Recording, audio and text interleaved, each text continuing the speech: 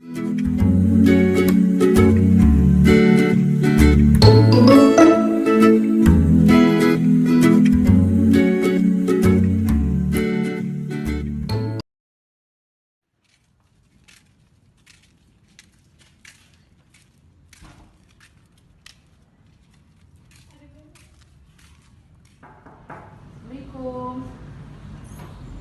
Waalaikumsalam. Silakan masuk. Betul, dengan Mbak Dian. Iya, Tadi kesini naik apa, Mbak? naik ojek Mbak kebetulan. Oh, Mbak orang Bandar Lampung Iya, asli atau betul. gimana? Iya, domisili di Bandar Lampung, tapi orang tua saya asli dari Sumatera Barat. Oh, Mbak rumah Mbak Dian di mana? Di Ratulangi. Oh, lumayan lah Penahan. ya kesini. Iya. Ngomong-ngomong, Mbak Dian haus nggak tadi? Saya siapin minum dulu ya. Iya, boleh Mbak. Ini Mbak, silahkan diminum dulu. Makasih Mbak. Kalau boleh saya tahu, Mbak Dian sebelumnya sudah pernah mengikuti konseling? Belum, ini yang pertama kali sih. Baik, jadi Mbak Dian dalam proses konseling ini Mbak Dian tidak perlu takut ya, Oke. karena insya Allah saya akan menjaga rahasia Mbak Dian sebagai konselor. Oke. Kalau boleh saya tahu, ada hal apa yang ingin Mbak Dian ceritakan? Jadi gini Mbak, saya ini kan kuliah semester 5 di Universitas Lampung. Nah, kebetulan di kelas saya ini ada kawan deket lah.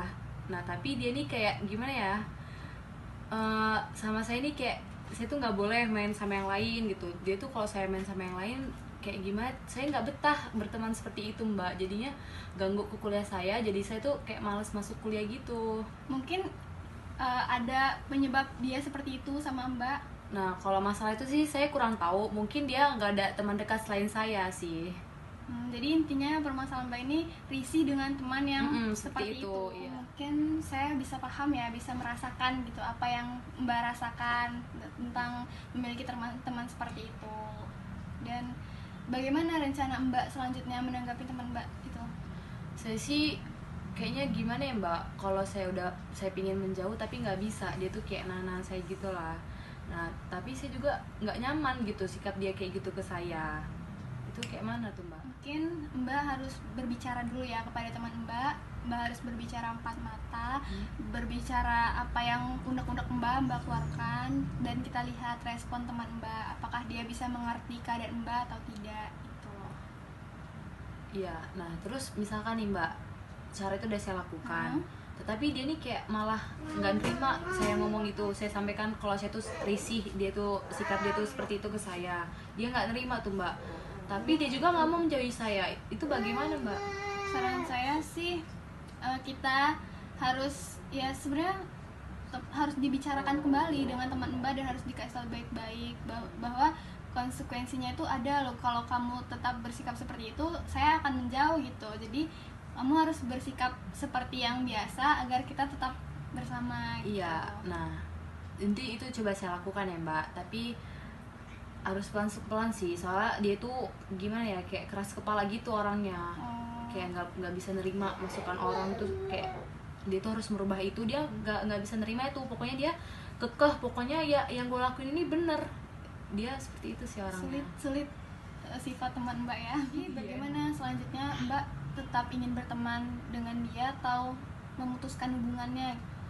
Sebenarnya sih saya udah nggak betah nih Mbak berada di zona yang seperti ini, karena satu sisi saya ingin berteman sama yang lain, nggak mau itu aja, dan di satu sisi saya juga nggak bisa gitu ninggalin dia gitu aja, soalnya dia juga udah banyak sih melakukan hal-hal baik buat saya, dan dia juga banyak juga melakukan hal positif untuk saya. Tetapi ya itu Mbak, saya nggak bisa diginiin terus. Buruknya yang satu itu. Iya. Menurut saya sih ya Mbak harus bersikap tegas dengan teman Mbak tersebut agar dia tuh tidak seenaknya gitu dengan Mbak dan dengan teman-teman lainnya, sehingga dia tuh tahu gitu bahwa hal itu tuh buruk dan tidak boleh. Jadi Mbak harus bersikap tegas supaya dia menyadari. Nah, itu bersikap tegas tuh saya harus seperti apa gitu Mbak? Mbak harus kan tadi harus membicarakannya. Mbak kalau misalkan dia tetap tidak mau, Mbak stop komunikasi dengan dia. Jika bertemu di kampus atau di mana, ya Mbak biarin aja dulu, biar dia sendiri pun mikir. Kalau sendiri dia sudah mikir dan sudah sadar, pasti dia akan nyamperin Mbak lagi dan berkata gitu bahwa yang kemarin saya lakukan itu salah.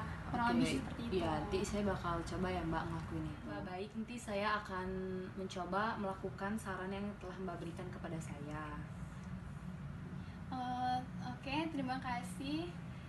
Kita selesaikan sesi konseling hari ini. Jika Iya Mbak, terus saya kalau misalkan besok atau minggu depan lagi mau jika Mbak masih ada yang ingin dibicarakan atau dikonsultasikan lagi kepada saya, Mbak bisa telepon via WhatsApp atau Mbak bisa datang lagi ke sini. Oke.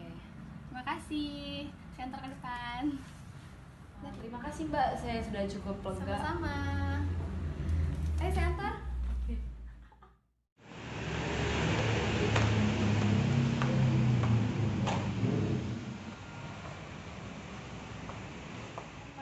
Mbak, gimana apa kabar? Iya, baik. Silakan duduk, kita jalan yang sini. Ya, sama seperti kemarin saya naik Gojek ke sini Mbak. Sulit gak mencari tempat kerja saya? Enggak, alhamdulillah karena ada di Maps tempat ini juga cukup terkenal kok. Maaf ya Mbak, saya sedang tidak di rumah. Iya, nggak apa-apa kan saya juga yang butuh sama Mbak. Jadi gimana Mbak perkembangannya? Jadi kemarin itu saya sudah mencoba melakukan saran yang Mbak berikan dan alhamdulillahnya kawan saya itu menerima saran tersebut. Di saat Mbak sedang melakukan itu kan, melakukan saran saya itu, ada kesulitan nggak sih Mbak? Nggak ada, karena saya dari awal sudah membuat konsekuensi nih. Woi, gue mau ngomong nih sama lo, tapi lo harus ini ya, jangan diambil hati karena ini buat kebaikan lo sama gue. Alhamdulillah ya kalau Iya, seperti Mbak. itu.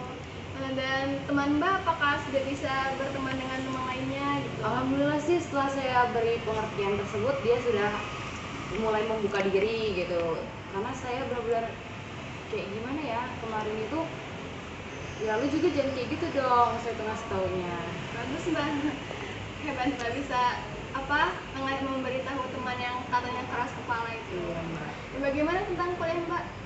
Ya setelah masalah ini sedikit selesai sih saya lumayan ada niat gitu buat berangkat ke kampus, agak bersemangat lah dibanding yang kemarin tuh kayaknya niat aja tuh nggak ada saya mau ke kampus itu karena saking udah malesnya ngeliat muka teman saya itu. Udah bagus lah Mbak ya, semoga tetap baik-baik aja dengan temannya dan perkuliahan Mbak juga tetap lancar-lancar aja. Iya Mbak. Semoga bisa cepat lulus. Amin. Baik Mbak, kita selesaikan sudah? Iya sudah Mbak, saya sudah lega banget. Mbak, sudah tidak merasa ada masalah lagi. Tidak, alhamdulillah. Baiklah, terima kasih ya Iya, udah mempercayai saya sebagai konselor. Iya Mbak. Terima kasih juga Mbak, terima kasih banyak ya. Iya sama-sama, mari saya antar.